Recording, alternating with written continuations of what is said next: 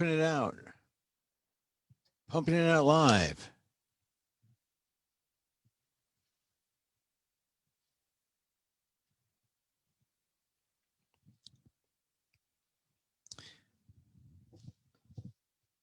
Oh, look at this. Look at this, everybody. Hey, we're live. We're live now. At least that's what it says. You know, I, hi, everyone. It's Emil. It's Emil Guillermo, the museum director of the Filipino American National Historical Society Museum. Excuse me there. Had to clear my throat. I'm not feeling as well as I thought I should. And so I'm still Zooming. I'm still using this prophylactic known as Zoom. We are a little late today. This is our virtual museum pop-up for Sunday brunch. Okay, so I confess I was eating my oatmeal, and then I got an email from a very loyal virtual pop-up fan, and the virtual pop-up fan said, "What? No link? You're not going to go live today?" This is the kind of attitude we want to develop. And Lourdes said, "Aren't you going to send a link? I don't want to miss anything." And I finished my oatmeal hastily. I said, I've got to go live.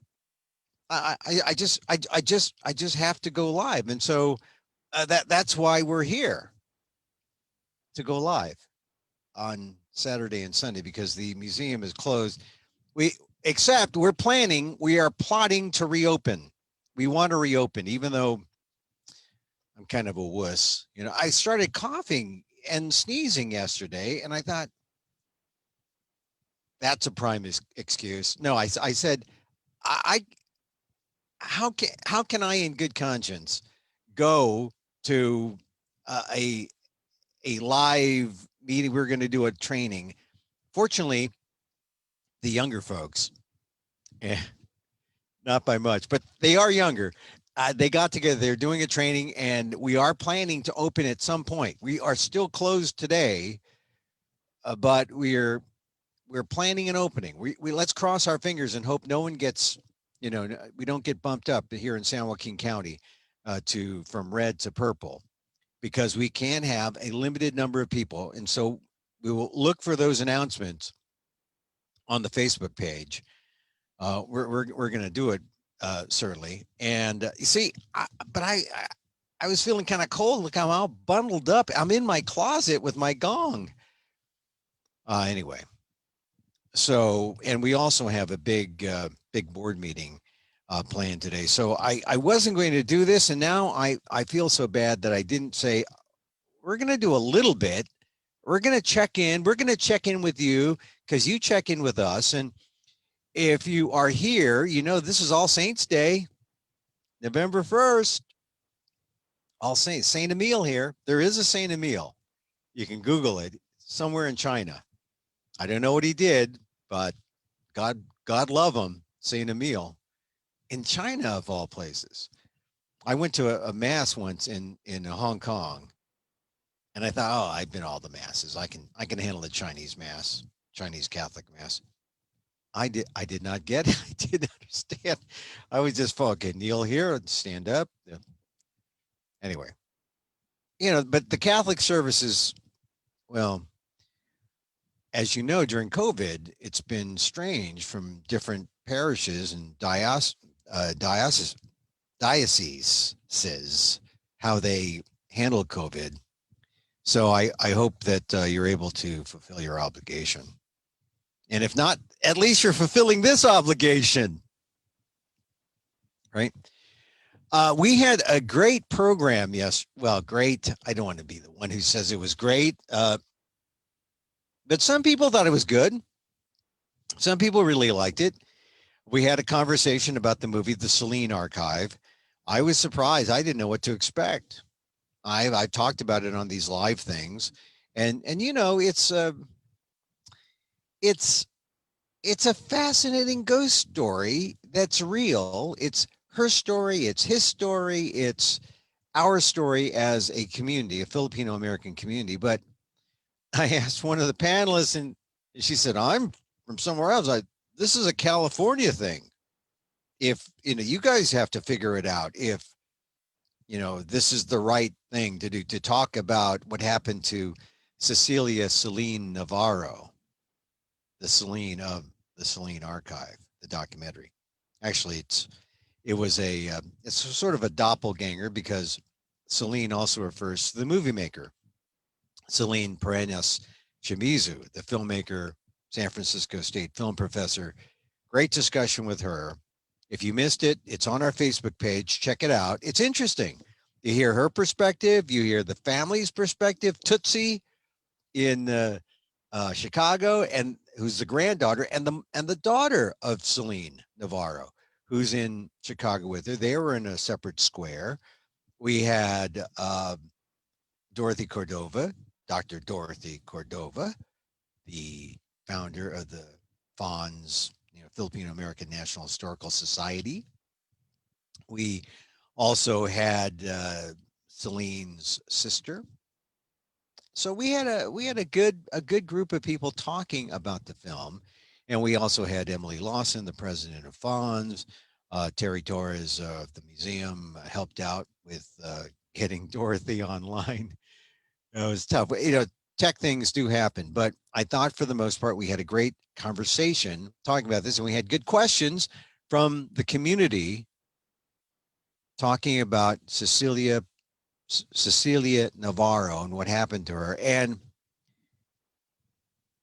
are we, or should we have another session to talk about the people who didn't get talked about, the other families who were involved in this because they were part of the Caballeros de Masalang, and they were on trial, acquitted, but on trial in July 1933.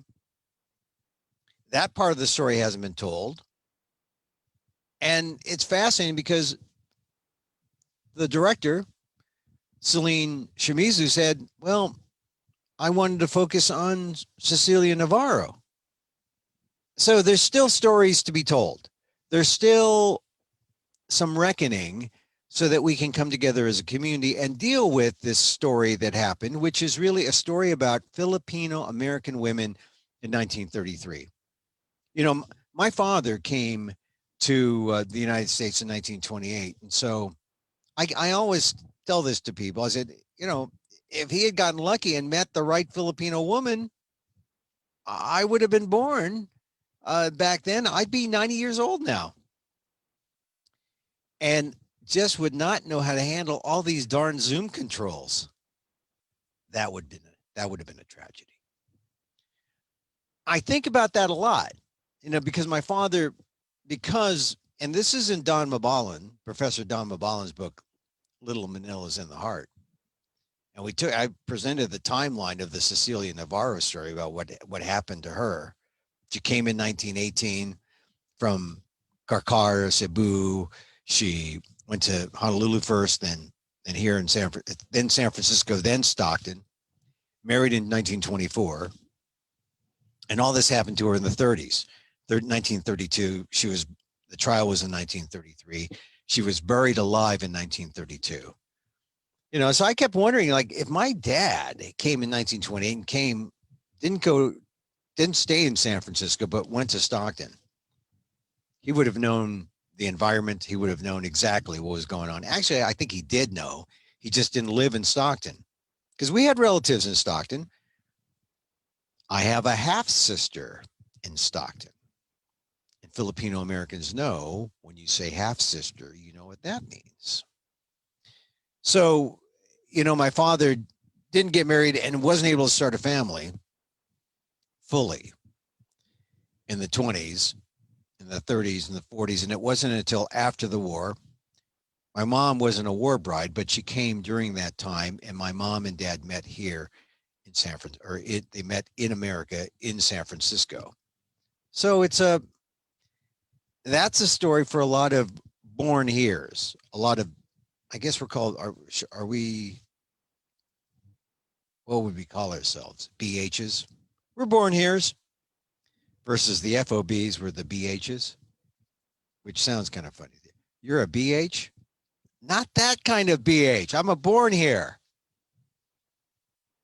So I'm always thinking about that story, especially when we're talking about Cecilia Navarro and what happened to her.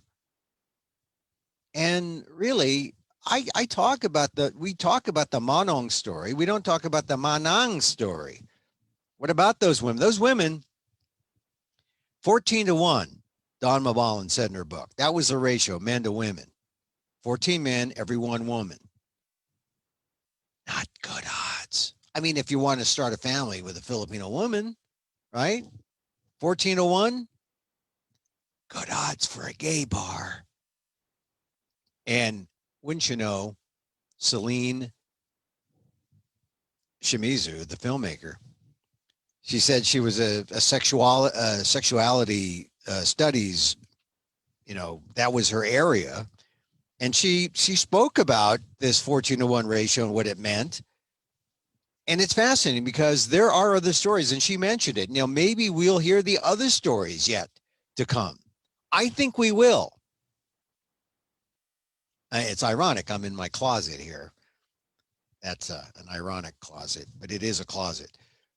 But there was a story or a play that came out a few years back by a creative writing professor at St. Mary's College in Moraga, San Francisco Bay Area. God, this is how you just don't have it anymore. I forgot his name right now, but it was about the Fall Die Hotel. It was connected to that, and it presumed, what if the Manongs were gay? Different kind of story. You don't hear that story, just like you don't hear the Manong story, the stories of the women. So I think that as a new generation of Filipino American scholars and writers and activists and creative types come up, we're going to hear these different stories. And it's going to take what we got and just like blow it up and say, hey, you think that was the story? You think that was just the story? There's a whole lot more than that.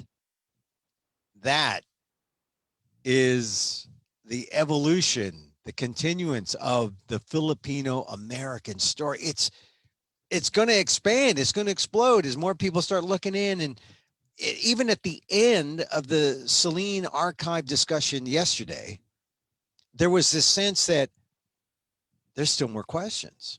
There's still people we haven't talked to yet. There's still people we need to talk to and that we're going to talk to. Darn it, right? I mean, just for emphasis, right? Get that darn it in there. But it's true. We're gonna see it happen. And I'm hopeful that I'll be around to see it explode. And you can bet, well, for as long as I have a say, that the museum will be here to preserve and tell and talk about the Filipino American legacy. I mean, that's kind of our goal. That's kind of our mission, right?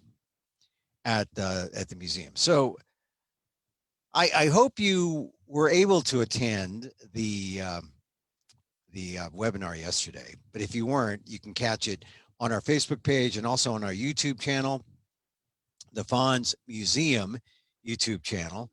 Let's see, also on Facebook at Fonz Museum, and take your time, watch it. It's about an hour and 10 minutes or so, but it's just the beginning of a Filipino American discussion, a story of a discussion of a Filipino American story that has been buried for almost since 1933, so almost 90 years, and we're just uncovering it. So now, who knows what we'll find, right? You pick up a rock and there it is, more stuff. So that's interesting. Let's see. We just talked about All Saints Day. It's no longer Filipino American History Month. But you know, it's funny, even though we have the marker that it's, hey, it's Filipino American History Month. Hey, every month is Filipino American History Month at the museum, and maybe at your house too, or wherever you are on your iPhone, wherever you're tooling down the road. It's not just October. I mean, it would be great if, well, it wouldn't be great if it was just October. Then we'd have 1 month of bliss and 11 months of desert. No, it's good. It's good that we have Filipino American History Month, but every month should be, right? We should celebrate everything we find and talk about it. And if I didn't get to you during our pop-up, hopefully we'll get you again. We're not going to stop doing these. Even when we're open, we're not going to stop doing some form of live reach out to people, because I know not everyone is in Stockton. Not every one of our favorite pop-up people is up there in Oregon, where they have a great museum there. The Oregon State Historical Society. Their museum is fantastic. They got a great building, great support, great stuff in their museum, and great programs. And we have a Fonz chapter there, very active, and they love coming to the museum. We've got some stuff to talk to chapters. We're planning some things to talk to chapters about. That's one of the things that we'll be talking about at today's museum board meeting. I wish my computer setup was more stable, so I could cut back to maybe the chat if you have any questions about anything. But so we have, let's see, am I leaving out anything big? Oh, well, there's a thing, November 2nd, Day of the Dead. You know, we celebrate Day of the All Saints today, All Souls on Monday, Day of the Dead. We remember, man, there's a lot of dead to remember this year.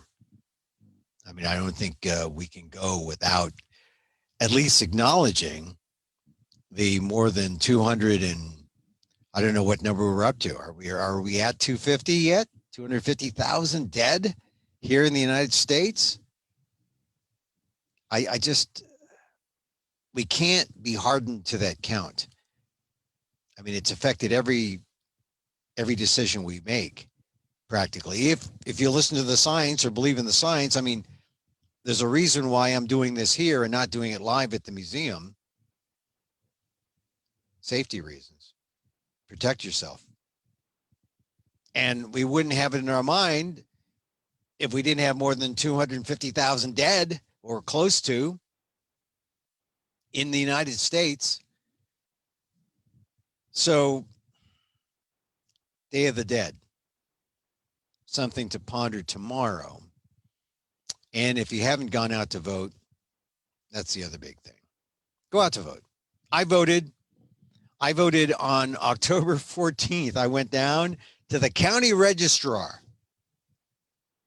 And I know it's like once you vote, all right, and you get to wear your little sticker. I don't know where my sticker is. It's somewhere. But once you vote, it's like you got a live lottery ticket.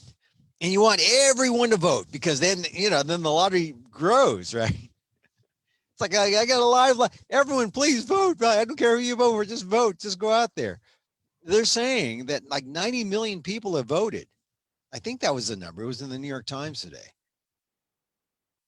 All these people voting. They say, vote like your life depended on it. I say, just vote. Like I said, I don't care who you vote for. I mean, if you need more information, I don't know. Have you been paying attention? You need more information. And now here's something that I discovered yesterday. Some people said, I'm going to abstain. You're going to abstain? This isn't like premarital sex. This is voting. This is voting now. It's democracy. We all vote. We all take part in our democracy. You don't, there's no, I think I'm going to not do it this time. You don't do that. You don't say that. Oh, I think I don't like anybody. No, don't. Just vote. Use your voice. Our fathers, if you're Filipino American, our parents, they came here because part of that opportunity idea, right? When my father was a small boy in Ilocos, what was he coming here for? The gold? The gold that lined the streets? No, that wasn't why he came here. He came here for the he to get his. I want my democracy direct. I want it intravenously, Emil. Yeah, get my democracy. Oh yeah, he wanted the democracy. He wanted it for real. He got it. He always voted. My dad, he was union cook, restaurant workers, local 2, San Francisco. Man. Oh, you vote? You got to vote. I didn't ask him who he voted for, but he was a union guy, so he probably was. As long as Marcos wasn't on the ballot, we were cool. But I just know some of you might be saying, maybe I abstain. No, don't abstain. No, not good. Vote. Got to vote. Like I said, I like that line. It's not premarital sex. Come on. It's democracy. Go out there and vote. Okay, now, where were we? Got the election, and then we have a long week. Check out my website at amok.com because I think I can talk about other things political there, not here on the Fonz website, but there at amok.com. And I think I might have, we're going to try to get the political historian, Dan Gonzalez, to talk about stuff in real time. Who knows what's going to happen on Tuesday or Wednesday or Thursday. And then we'll be back on next Saturday and Sunday to talk about new things, new historical things. I'm already looking at my Fonz calendar. And we have here, let's see. Oh, we have anti-Filipino riots in Washington State. I'm telling you, this is the other thing about the Saline archive that they don't really get into in the film. But while all this is happening in 1933, Filipinos were not seen, were not looked on with favor. People were looking to get the Filipinos out. They were looking to get the Filipinos to self-deport. 1933, that trial came down and acquitted all the Filipinos. They were happy because they didn't want any bad publicity. Because 1934, Tidings McDuffie, the deportation of Filipinos would begin. The self-deportation. That's where if you're in California, you ended up going backwards to Angel Island, then back to the Philippines. But as we know, that Filipino pride, we didn't want to go back. You didn't want to go back and admit that you failed in America. So a lot of people just dropped their heads, hung on, and tried to coexist with this anti-Filipino sentiment here in America. Boy, that's Emil, you brought us down again. You had us up and then now you're down again. No. I'm going to leave you on an up note. Leave you on an up note. Vote. You want the hope? You want the hope that I felt on October 14th when I voted early and I'm like, I voted, it's like a live lottery ticket. Come on, everyone, get in the pot, grow this thing. So many people are excited about voting. Be excited about voting. And if you're one of those who came from the Philippines post 2000, remember people power. Remember people power. This is where it began. Come on, get out there and vote, okay? Civic duty. It's your civic duty. All right, I'm Emil Guillermo. This is our virtual pop-up for today.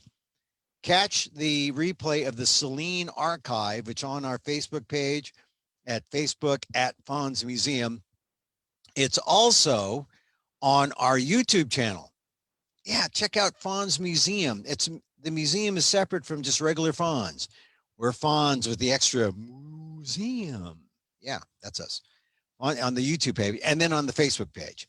So check it out. It's good to see you all. I know you're there. Have yourselves a great November 1st. This is called Extra Hour Day. Yeah, it's our extra hour day. Did you waste your hour? Not me. I only went 23 minutes doing this. Tomorrow is, this is also All Saints Day. I'll honor to Saint Emile. His church is in China. But it's Catholic Church, Saint Emile. And all honor to the Day of the Dead, November 2nd, right? We remember the saints today, the souls tomorrow. All the souls, especially now in this current COVID era. And then November 3rd, got to get out there. Got to get out there and vote. Like I said, don't care who you vote for, but participate in democracy. Remember, this is why the Filipinos came to America. Not necessarily for the gold, not necessarily for the wealth and the opportunity, but for that which gives us that opportunity. Democracy. I'm Emil Guillermo. This is the Filipino American National Historical Society Museum pop-up for Sunday. Have yourselves a great day. We will see you. As the great Mayor Art, the kids programmer in San Francisco when I was growing up, he used to say, I will see you subsequently.